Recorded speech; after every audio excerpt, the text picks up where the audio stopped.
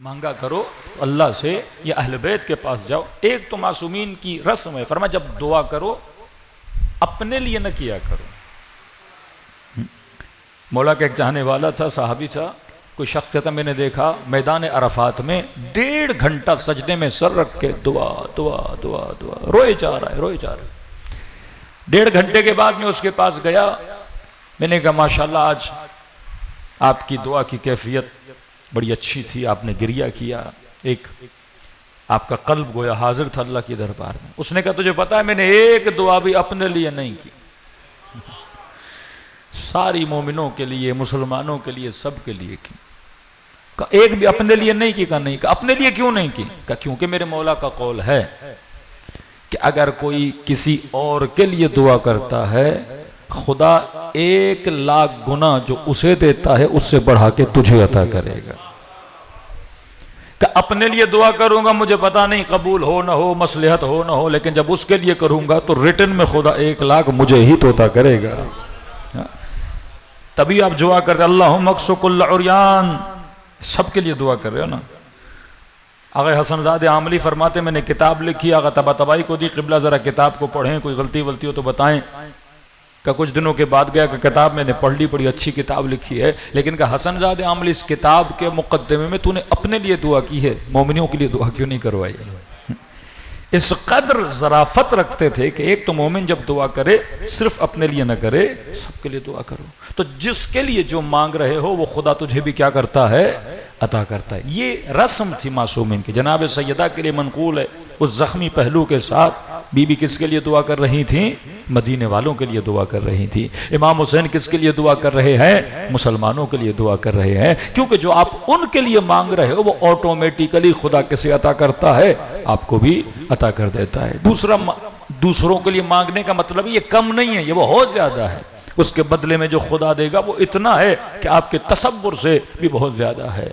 रसूल खुदा मदीने में थे और एक चरवाहा आया, कोई बादिया नशीन अरब, आकर रसूलुल्लाह को सलाम किया, फरमाया या रसूलुल्लाह आपने मुझे पहचाना? नबी ने फरमाया नहीं याद नहीं आ रहा। कहा आप जब ताइफ आए थे, जब कुफार आपका पीछा कर रहे थे, तो उन दिनों में जब आपकी कोई मदद करने वाला नहीं था, या रसूलुल्लाह मैंने आपकी खिदमत की थी, मैंने आपको पनाह दी थी। तो नबी ने फरमाया तूने एहसान किया है मुस्तफ़ा पे, अब जो चाहो मैं मोहम्मद तुझे अता करूं। हाँ क्या चाहिए तुझे बोलो? तो थोड़ी देर इसने सोचा कि यार उसका कितना अच्छा होगा मुझे 200 बकरियां मिल जाएं। हाँ? 200 बड़ी तादाद थी। नबी खुदा ने कहा ठीक है दे देते हैं। कुछ घड़ियां ऐसे इसको बोला और इसको 200 बकरियां दी और ये लेकर चला गया खुश होकर। रसूल खुदा ने अपने सहाबियों को देखा, फरमाया कितना कम मांगा इसने मुस्तफ़ा से। कम हिम्मत था।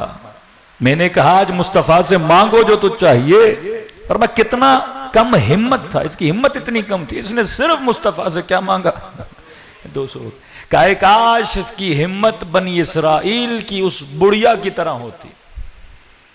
सबने कहा या रसूल अल्लाह कौन सी बुढ़िया? फरमाया अल्लाह के नबी के कोई काम पेश आया और खुदा से दरख्वास्त की उस काम के लिए, पता मांगा था हज़रत मूसा ने किसी का, तो अल्लाह ने कहा कि मूसा अगर पता चाहिए फलां बस्ती में जाओ और वो जो बूढ़ी खातून है वो तुझे उसका पता देगी। मूसा क्या ढूंढ रहे थे? हजरत यूसुफ की कब्र ढूंढ रहे थे। तो अल्लाह ने कहा कि यूसुफ की जसद को वहां से उठा के फिलिस्तीन की तरफ मुंतकिल कर दो। मूसा जब जा ही रहे हो तो मेरे नबी को वहां से वहां लेकर जाओ। अब खुदा खुद भी पता बता सकता है, लेकिन खुदा मूसा को उस बुढ़िया की तरफ भेज रहा है ताकि कुछ मूसा को बताया जाए और कुछ आप लोग भी चीजें सीख लें। हजरत मूसा पता पूछते पूछते उस बूढ़ी खातून के पास पहुंचे, 90 साल 95 साल की बूढ़ी। कहा कि मैं मूसा हूं, अल्लाह का भेजा हुआ नबी हूं और आप इतनी उम्र रसीदा हैं, लिहाजा मुझे हुक्म हुआ है कि मैं आपसे पूछूं कि हजरत यूसुफ की कब्र कहाँ है। इस बूढ़ी खातून ने कहा कि नबी अल्लाह पता तो बताऊंगी, लेकिन मेरी एक छोटी सी शर्त है कि मैं जो मांग रही हूं मुझे चाहिए।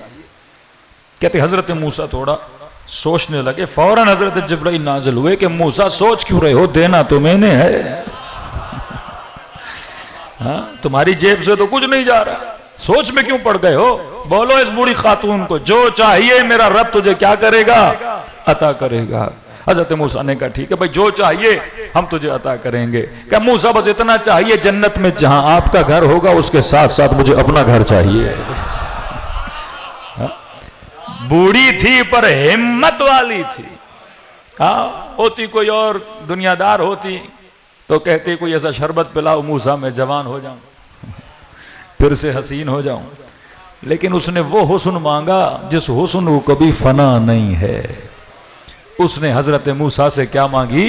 जन्नत मांगी। ये मोमिन की निशानी है। एक तो खुदा शनास बन जाता है, मासूम शनास बन जाता है, और फिर जब मासूमीन के दर पे जाता है फना का सवाल नहीं करता, बका का सवाल करता है। सलवात पढ़े मोहम्मद वाले मोहम्मद।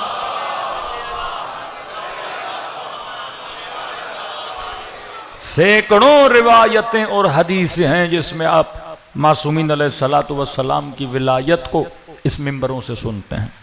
कितने गुनहगारों को उम्मीद देते हैं। बारहा मेरे मुंह से सुन चुके हैं कि अगर चाहे गुनाह रेत के जर्रों से भी ज्यादा हो, एक अश्क अबा अब्दुल्लाह हुसैन उस गुनाह को माफ करवा देता है। क्या विलायत अमीरुल मोमिनीन इंसान को जहन्नुम से बचा देती है। अब कभी कभी इस जिक्र विलायत में और जाज़िबे में और मारिफ अहले बैत में इंसान गुलूव का शिकार हो जाता है। उसकी भी सैकड़ों रिवायात हैं कि कहीं ऐसा ना हो कि इंसान अल्लाह की रहमत को इतना सुने इतना सुने इतना सुने और फिर कहे कि भाई जो मेरे मन में आए मैं कर लूं। अल्लाह तो क्या है, रहीम। और ये दो तरफा राबिता है। खुदा का बंदों के साथ रअफत और रहमत और दोस्ती का राबिता है। मद्दे मुकाबिल खुदा भी ये चाहता है कि बंदा मेरे साथ क्या करे? दुश्मनी न करे, मेरे साथ दोस्ती करे। जब इमाम हुसैन आपकी नस्लों की खातिर मदीने से निकलकर करबला जा रहे हैं तो मद्दे मुकाबिल मैंने भी तो कुछ करना है ना। ये नहीं कि वहां से रहमत हो रहमत हो रहमत हो, वफा और वफा हो, और यहां से जफा जफा जफा हो। ये हमारा अकीदा नहीं है। लेकिन बाज लोग इस दायरे विलायत में भी किसका शिकार हुए? गुलूव का शिकार हुए।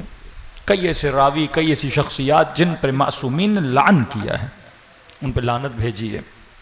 कई तारीख में आपको ऐसे लोग मिलते हैं, कुछ नाम मैंने यहाँ पे लिखे थे, जिनको मासूमीन अलैहिस्सलातु वस्सलाम ने, जैसे अबुल खत्ताब एक शख्स है, इसने कुछ ऐसे अशआर लिखे। कुछ ऐसे लोग थे जिन्होंने एक शायर हाजिब, जिनसे मासूमीन ने इजहार बेजारी किया।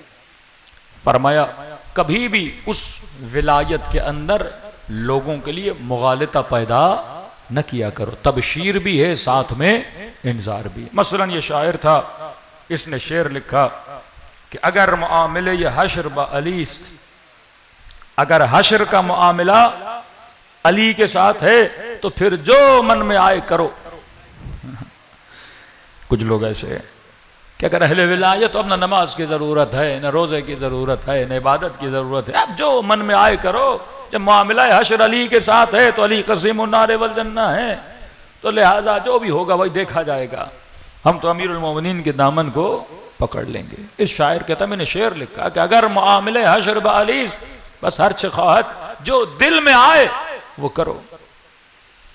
कहते रात को सोया, ख्वाब के आलम में अमीरुल मोमिनीन को गजबनाक होते हुए देखा।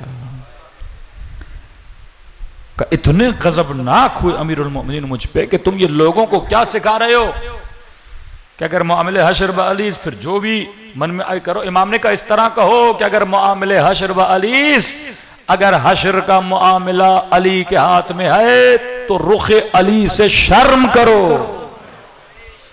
और कम गुनाह करो, क्योंकि तुमने किसका सामना करना है? अमीरुल मोमिनीन का सामना करना है। ये नहीं कि आप बोलो हशर का मामला अली के साथ है लिहाजा मेरे मन में जो आएगा मैं करूंगा। फरमा अगर वो राफत और रहमत का मामला तुम्हारे साथ रख रहे हैं, लिहाजा तुम्हें भी क्या करना चाहिए, आले रसूल का ख्याल करना चाहिए।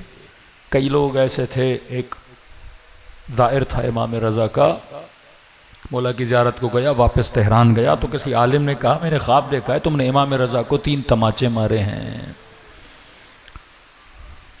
कवाए हो मेरे ऊपर? मैंने कहा मैं ख्वाब देखा है और रस्मन देख रहा हूँ, मौला रज़ा के आया, मौला रज़ा कुर्सी पे बैठे और इमाम रज़ा को तूने 3 तमाचे मारे। ये ज़ारो क़तार रोने लगा, कहा मैंने गलती की थी। का क्या? पिछले ज़माने में जो इमाम रज़ा की ज़री होती थी वो ख़वातीन और मर्द ओपन होते थे, तवाफ़ करते थे, पूरा रास्ता बंद नहीं होता था शाह ईरान के ज़माने में। कहते हाँ मैं जब तवाफ़ कर रहा था मेरी निगाह किसी खातून के हाथ पे पड़ गई जिसने ज़रिए मौला को पकड़ा हुआ था। शैतान ने वसवसा किया, मैंने उसके हाथ पे हाथ रखा, वो बेचारी ने हाथ पीछे हटाया, दूसरी तरफ गई, फिर मैंने हाथ रखा, फिर तीसरी तरफ गई, फिर मैंने हाथ रखा, फिर उसने मुझे डांटा, तुझे शर्म नहीं आती कि हरम इमाम रज़ा है और यहाँ भी गुनाह कर रहे हो? कि उसी तरह तुमने ख्वाब देखा कि मैंने 3 मरतबा इमाम रज़ा को तमाचा मारा है। तो ये मासूमीन बताना चाहते हैं कि मोमिन अगर हमारा चाहने वाला है, जब तो गुनाह करता है तो किसे तकलीफ देता है? अपने इमाम को तकलीफ देता है, अपने इमाम ज़माना को तकलीफ देता है। तो विलायत तुझे उम्मीद देती है कि हाँ हमारे चाहने वाले हो, तुम्हारे दिल में नूर है, नूर विलायत है। अगर सच्चे दिल से अहले बैत के दरबार में अगर तौबा करोगे, खुदा तुम्हारी तौबा को क्या करेगा? कबूल करेगा। सल्लल्लाहु पढ़े मोहम्मद व आले मोहम्मद।